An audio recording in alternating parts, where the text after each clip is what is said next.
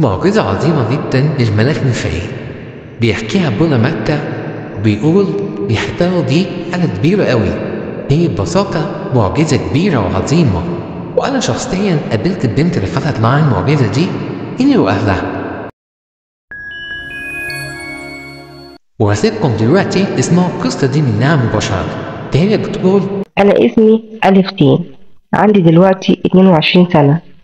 كنت بتعب من تجربة صعبة، وهي إن الأرواح الشريرة كانت ماسكة فيا وساكنة جوه جسمي، ودايما تبهدل فيا من وأنا عندي 17 سنة. من أول ما رحت الكنيسة وواحد من الآباء اللي هناك صلالي، اكتشفنا إن في أرواح شريرة جوايا وبيتكلموا كمان بلساني، وكنت بشوفهم على طول في الأحلام، ومبقتش قادرة أنام بسببهم. أبونا نصحني إن أداوم على الصلاة والصيام، لأن النوع ده ما بيطلعش إلا بالصيام والصلاة. وفضلت أنا وعيلتي نصلي صلوات كتيرة وبشكل مستمر، ونروح لكل الكهنة عشان يصلولنا. كانت فترة صعبة جدا عليا، وفي مرة كنت كل ما أصلي وكتير الشيطان كمان كان يقوى حربه عليا. وصلت لمرة إني شفت الشيطان بعيني كده قدامي، شكله كان مرعب جدا، محدش يقدر يتخيله. كان شكله كأنه محروق بين اللون الأحمر والأسود، وكان عنده مخالب قوية وحادة وجناحين زي السيف كده، وديل طويل جدا وعينيه حمرا بترعب.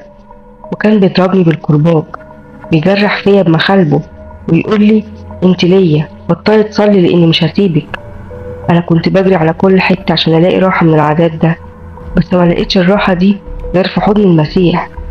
وكمان لما استعملت الزيت المقدس والميه اللي كان متصلاتها، الحرب عليا زادت، حتى ان حصل لي نزيف حاد استمر 7 شهور. ورحت لكل الدكاترة وملقوش أي سبب عضوي للنزيف ده. وفي النوم كانت الشياطين بتاخدني الأماكن أشوف فيها الشياطين والسحرة وهما بيعملوا سحر للناس. وكنت كمان بشوف تعابين كتير هناك، وأتعب جامد جدا من الضرب واللدغ اللي كانوا بيعملوه في جسمي. ولما يخلصوا أهلي يجوا يشوفوني وأنا مليانة بالعذاب، ويصلوا المزامير عليا ويدهنوني بالزيت، وجسمي يتشفي خالص على طول. وانا كنت مستمرة على الوضع ده لفترة طويلة. وكان ليا شفيع هو الملاك ميخائيل، سلام الرب عليه، وكنت حاسة بيه دايما جنبي وبيدعمني وبيساعدني وبيخليني اقدر اتحمل اكتر من الشياطين دول. وفي يوم الشيطان جالي صحاني من النوم وخبطني وعمل لي كام حتة كده وجع فيهم جسمي في وشي كمان، وقال لي كده: انا مش هسيبك، انت بتاعتي، مش هخليكي تروحي تستخبي في حضن ربنا، هو كمان مش هيعرف يخلصك مني. وانا كنت خايفة منه قوي، لدرجة اني كنت بستنى لحد ما يمشي ويسيبني في حالي. وكان دايما بيعمل لي مشاكل مع كل الناس اللي اعرفهم، وكان بيخلي اهلي يعاملوني بقسوة بسبب الصداع اللي بيسببهولي ده. كنت حاسة ان انا لوحدي، مفيش حد معايا، مش عارفة اعمل ايه. وفجأة كده الشيطان يجيلي ويقول لي: تعالي ترمي في حضني وانا هخليكي تمتلكي كل حاجة. كان بيحاول يغريني بكلامه ده، ولما كنت برفض كان بيطلع سكينته ويهددني ويقول لي: ليه لسه عايشة؟ كل الناس قاسيين عليكي ومش بيحبوكي، الموت أسهل حاجة ليكي من ده كله. وكنت خلاص فعلا هيأس وفكر في الانتحار، خصوصا بعد كلامه ده. بس في الآخر كانت إيد ربنا هي اللي ماسكاني ومساعداني، ودعاء الملاك كان دايما بيحميني. وصلت لمشكلة كبيرة جدا، وقفت قدام ربنا ورفعت صوتي أنا وعيلتي وعيطنا كتير، عشان ما بقتش قادرة استحمل الوجع ده. حتى لما كنت بفكر اشارك في القداس واخد الاسرار المقدسة كان الالم بيزيد في رجلي عشان ما اقدرش اتحرك. كل يوم بالليل من الساعة 12 الشيطان كان بيبدأ يعذبني ويزعجني، وما كانش بيسيبني غير لما تضرب الساعة 1 أو 2 الفجر، بعد ما اتألم وأهلي كمان يتألموا من ورايا ويفضلوا يصلوا المزامير ويدهنوني بزيت القديسين.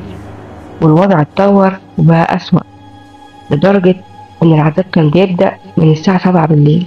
كل ده أثر على حياتي وعلى دراستي كمان.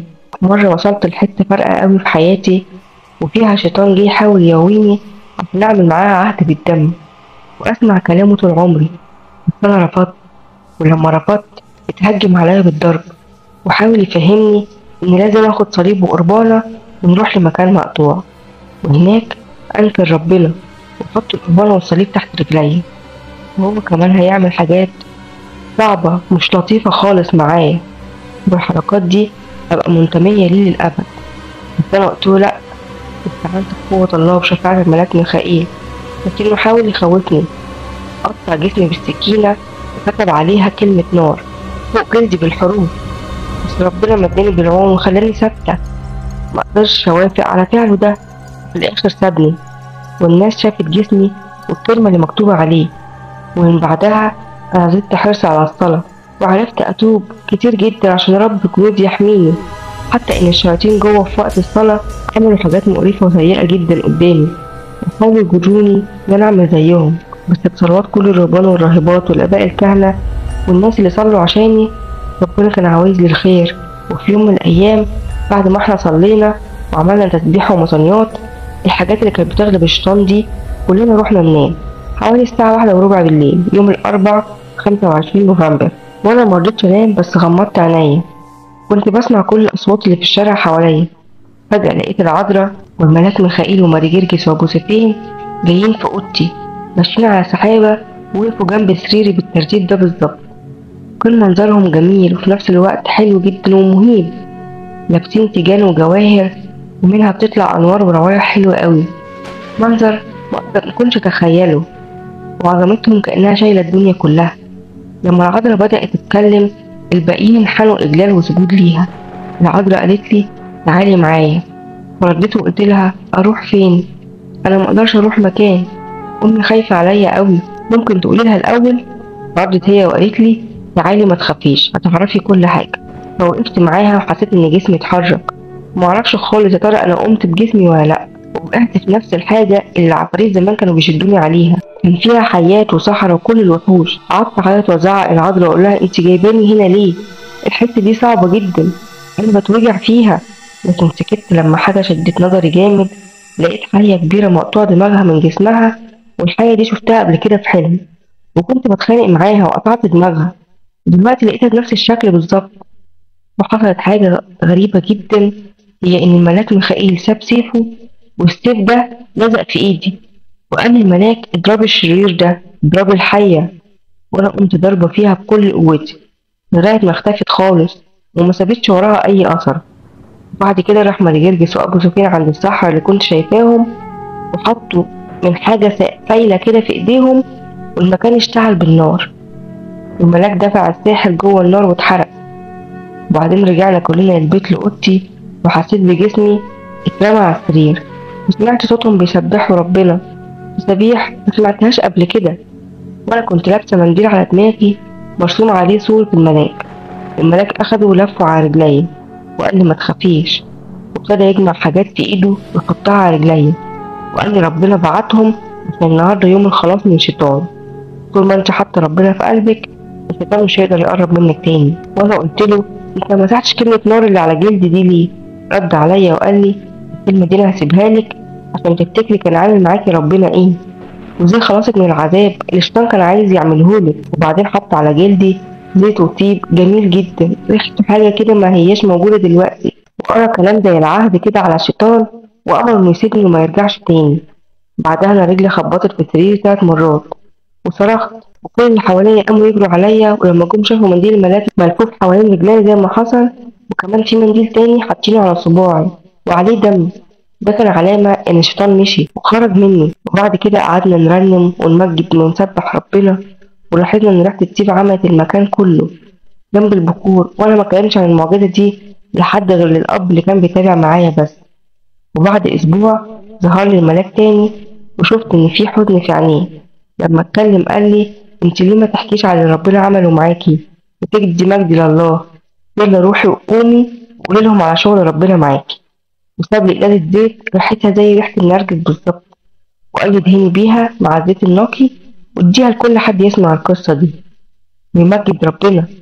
وقولي لهم لما ربنا يعمل معاهم حاجة باسم الملاك ما تنسوش تحكي الحكاية وتسجلوها باسم الملاك ميخائيل عشان يتمجد الله في قدسيه. أشكر ربنا على اللي أنا مريت بيه ده. صحيح الأيام دي كانت صعبة عليا أوي وعلى العيلة، بس في الآخر فيها خير كتير. اكتشفت قد إيه الصلاة دي حاجة مهمة، وحبيت جدا جمال اللي بيقولوه في التسبيحة والهوسات ال4 دول. اتعلمت صلوات ما كنتش هتعلمها لولا المحنة دي، وحاجات مهمة كمان. الملاك ميخائيل مع إنه حد عالي جدا وقوي لقيته متواضع جدا، وكل اللي بيقوله من الإنجيل، وكان دايما يقويني وكل شوية يرسم الصليب عليا، وهو دايما بيدي المجد لله. وده كله بفضل ربنا اللي بيعمل معايا حاجات حلوة عشان صلوات القديسين ومحبته لينا، عشان نعظم اسم الله. أبونا متى. بركة صلوات وشفاعة الملاك ميخائيل تكون مع جميعنا، آمين.